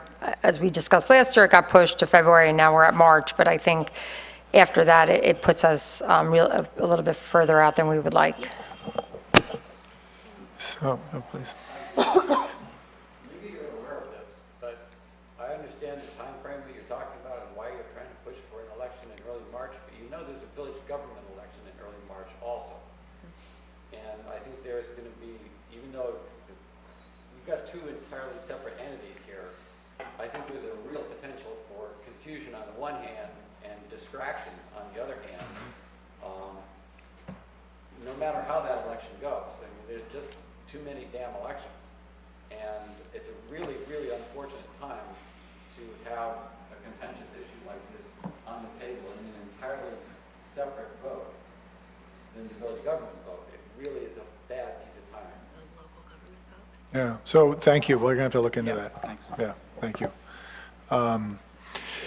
Really appreciate everyone coming out today. This is obviously a complex process with a lot of different moving parts to it, and so this is the beginning of it in detail for the community, obviously well into it for us, but we will continue these conversations a little bit at our board meeting on Monday night. I'm sure we'll touch on some a little bit.